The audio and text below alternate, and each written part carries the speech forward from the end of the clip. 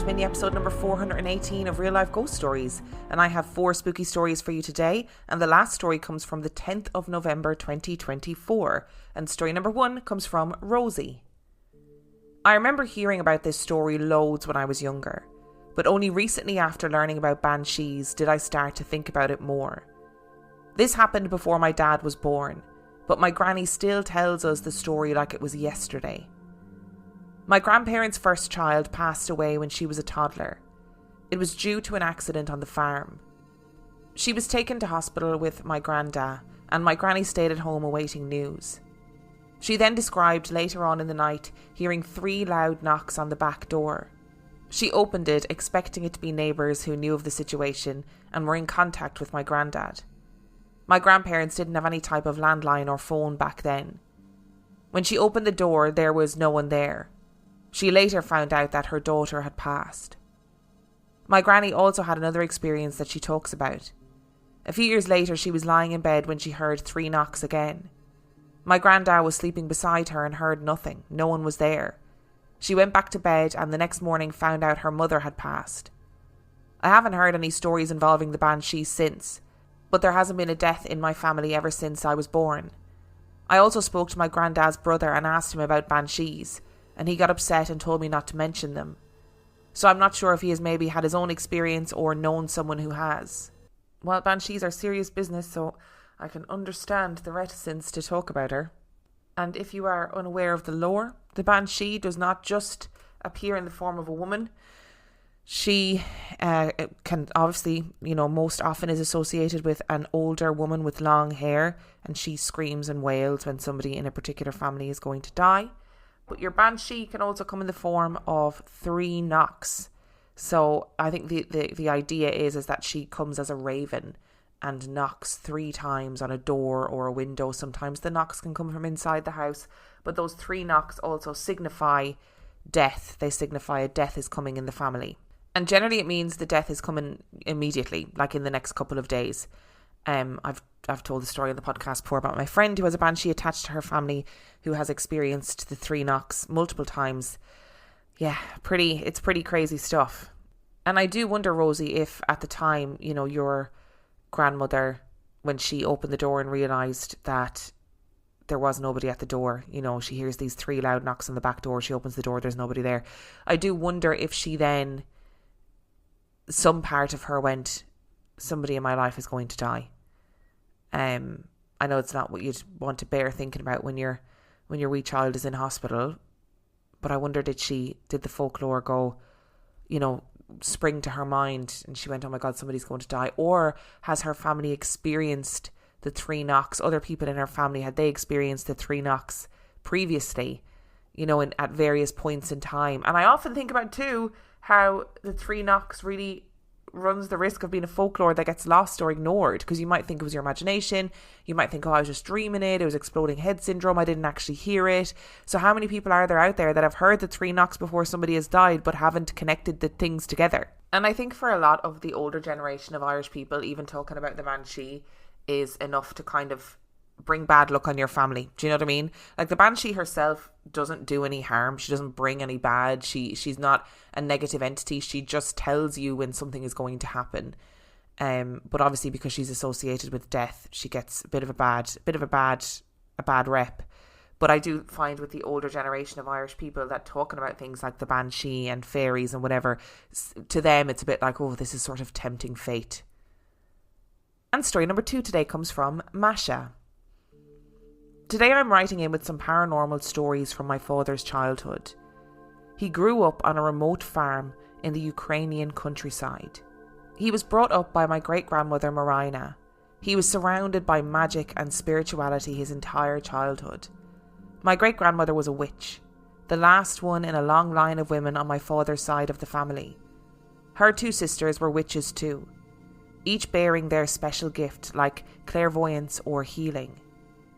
Life separated them early on, and Marina ended up alone running a small farm pretty much all by herself. She brought up a big family all on her own, taking care of her children and grandchildren's health using her gifts in healing and her herbalist knowledge, and also taking advantage of love magic to attract good men who could help her with all the men's jobs in her household. She was a very short woman with a visible disability, not the most beautiful or attractive girl in the land by any means. But she always had a horde of men willing to do anything for her and her family. Love magic, according to her deathbed confession, was the reason she died early in her 50s. It was dark, manipulative magic, and it took a toll on her health. It was also the reason the line of witches ended with her. She chose not to pass her gift on to her daughter, my grandmother. She did that by burning an old family relic the women passed down for many generations. A braid of hair of my many times great-grandmother that supposedly held all the power of the women in my family. And it's true. My grandma, my aunts, my cousins, they are all far from spiritual. My dad and me, on the other hand, we are both sensitive and extremely fascinated by the spirit world.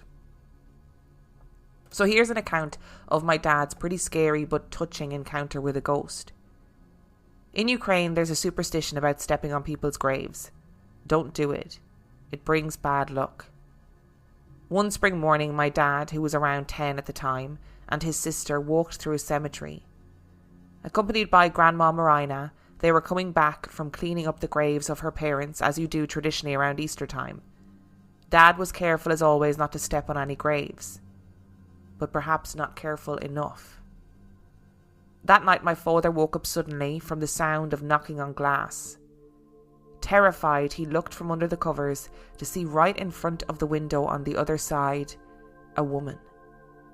A young woman floating in the air in front of his attic bedroom window, holding a lit candle in her hands. The woman was wearing a ragged, dirty-looking white dress. She was semi-transparent and had gaunt, ghostly features. She knocked on the glass again, forcefully. My father could see her face lit by candlelight. It had a grim expression of anger, frustration, and it seemed like she was demanding he let her in. My dad just hid under the covers in terror for the rest of the night, as she kept knocking and knocking until sunrise. In the morning, he was ashamed to tell his grandma about the visit. He didn't want her to know of his disrespectful act of stepping on someone's grave the other day. He knew he messed up, but hoped it just wouldn't happen again. But then it did. The next night, the woman knocked on the window and woke him up again, demanding with even more force to be let in. She scratched on the glass with her blackened nails and slammed her fist against the window. All my father could do was lay in bed, hide under the covers, paralysed with fear. It happened 3 nights in a row before he finally decided to confess. Marina, as always, had a solution. You have to go back to the grave, say the woman's name and light a candle at her resting place. Apologise and make an offering of sweets or bread. My father wasn't sure which grave it was that he stepped on. He knew it must have been one of the old ones without a fence around it. Together with Marina, they found an old, unkempt grave of a woman, rather a young girl who died in her late teens. In Ukrainian tradition, as well as in many other countries all over the world, an unmarried young woman who dies an untimely death should be buried wearing a wedding dress. Which is why Marina was sure that that grave was the one. My father did as Grandma said, put down an offering, lit a candle and apologised. They also cleaned up the grave a bit and left fresh flowers on it. That night, she still came back. But instead of dread and fear, my dad felt peaceful. He woke up from the gentle sound of knocking, not forceful like before. He was not afraid and got up from the bed to take a closer look. It was a cold night.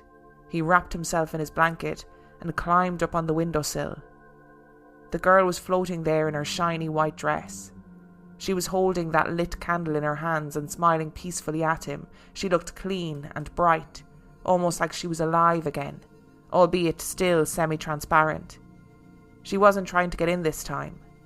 Instead, she subtly nodded a thank you to my dad and vanished into the night.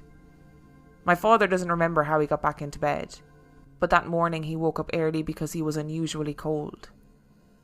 His blanket lay on the windowsill. My father is a very spiritual person. more on the pagan side rather than Christian like the rest of my family. He believes the experience was real and not just dreams. And I believe that too. Oh, what a story. I actually don't know very much about Ukrainian folklore, so I need to look into it a little bit more. Going back to your great-grandmother, Marina, I hope that is how you pronounce her name. I'm not entirely sure it is, but I did my best. I am fascinated by this story. So, Marina, she ends up on her own, running a small farm with, looking after her kids, being a herbalist, being a witch, being pretty amazing. And then she uses love magic to attract good men to do like the men's jobs in the household. Now, I know there's lots of witches listening, right? And I know there's lots of witches that are going to be like really, really clued in with the whole idea of love magic and what that means. And you might say that Marina's experience is not the same as your own when it comes to love magic. I don't know, right? But her experience was that she died young because she used love magic, because it was dark and manipulative magic, and it took a toll on her health, right? And because of that, I've just been reading about love magic and love spells and the ethical implications of love magic, and trying to like make somebody fall in love against their will, and making somebody fall in love without their consent, and is that ethical and is that right? And it's really fascinating. Like, I've literally only skimmed the surface, but it is an interesting conversation. And it's definitely one of those times when I feel like I wish I knew more about witchcraft, because I know very little about witchcraft, really, aside from, the basic surface knowledge and obsessively watching The Craft when I was a teenager. I also love the idea of the power, the spiritual power in the family being passed down in a braid of hair. How amazing is that? And for your great grandmother to choose to end it and say, no, I'm not having my daughter and my daughter's daughters experiencing this too, or dying young, or having to do love magic to try and survive because you need help around the house and around the farm and with all these kids. That is a fascinating step to take. And your poor dad, like, I wonder if this was, obviously there's the Ukrainian folklore and he stood on the grave and all that jazz, and that was something that you're not meant to do. I wonder if it was also because he is spiritual and in tune with the other side, that therefore this young woman who had died young and buried in her wedding dress, that she was able to present herself to him, to appear to him in this form. Imagine the fear you would feel if you woke up and there's a woman floating outside your window in a wedding dress looking absolutely livid. Oh, I'm not sure that I would ever sleep again, to be really frank. And again, would you believe it? Marina has the answers. You go and apologise, say her name, and make an offering of sweets or bread. Brilliant. Happy days. What a fantastic story. I'm definitely going to have to do a bit of a dive into Ukrainian folklore and Ukrainian ghost stories and see what I can uncover. And story number 3 today comes from Disa.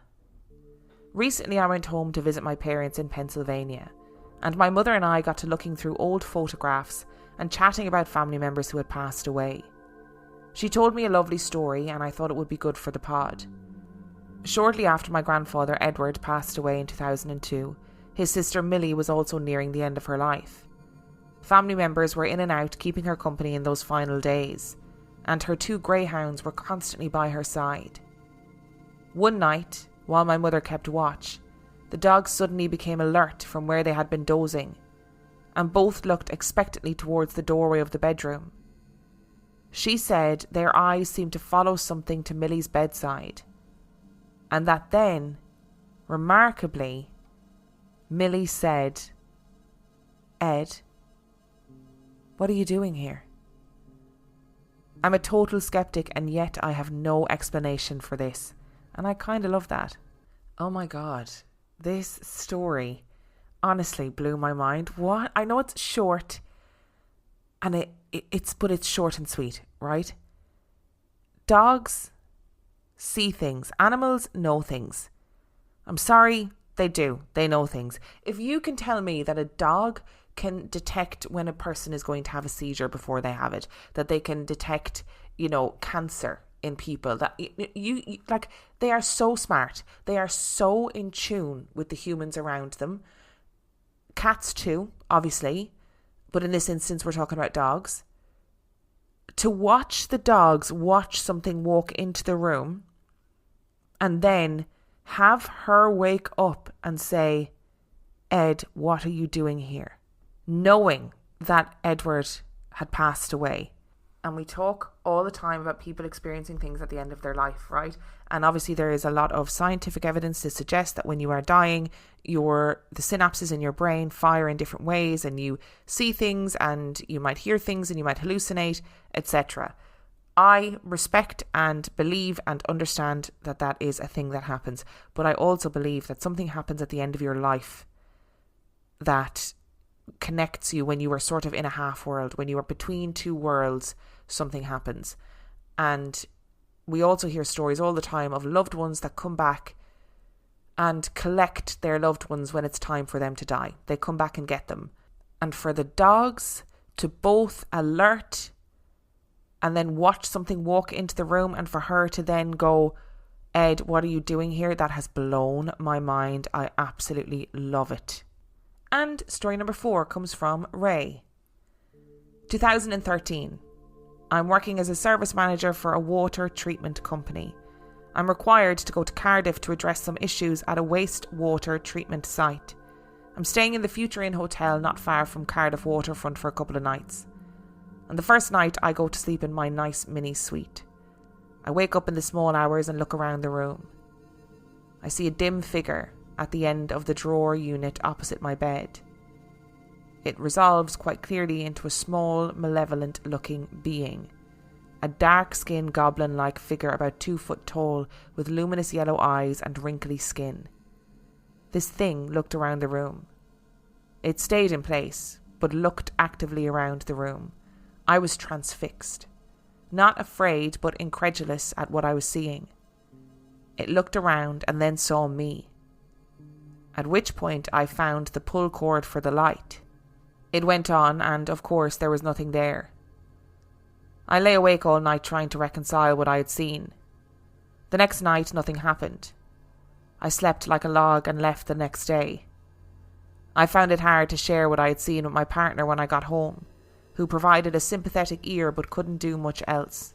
So this email was sent in response to the Goblin episode with Jordan. And I still think about that episode.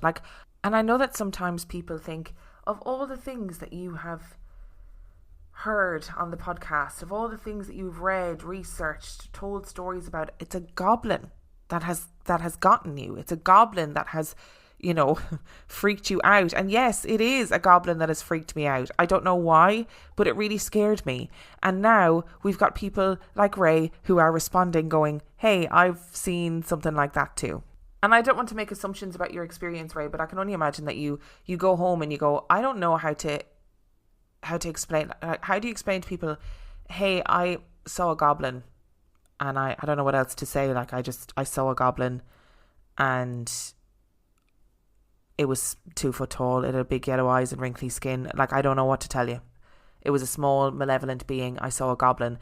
If you go home to somebody and you say, I woke up in the night and I saw, a woman in white floating through the room, people will be like, oh my God, I've heard stories like that before too. But you go home to somebody and you say, I saw a goblin, people are going to be considerably less receptive, I would say. And I can imagine that hearing stories like Jordan's, where she's like, yes, this happened to me, a goblin followed me, you must be like, oh, thank God other people have experienced this too. I think my fear about these goblin stories is, if they are real, they have the capacity and clearly the desire to mess with you, to kind of make you feel on edge, make you feel uneasy, throw things, move things, hide things. A bit like a poltergeist, but, worse, because you can see this small, malevolent looking being that is following you around the place. Obviously, Ray, it hasn't followed you around.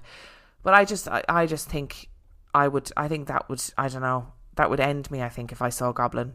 And I think it's really interesting too that you say that you were obviously transfixed, you were watching it, but you weren't afraid. Because I think there'll be people listening to this who'll be like, well, it was clearly sleep paralysis. But I think one of the facets of sleep paralysis is feeling intense fear, and not being able to move. And obviously Ray was able to move because he found the cord for the pull light. He's watching this thing. He's incredulous but not afraid.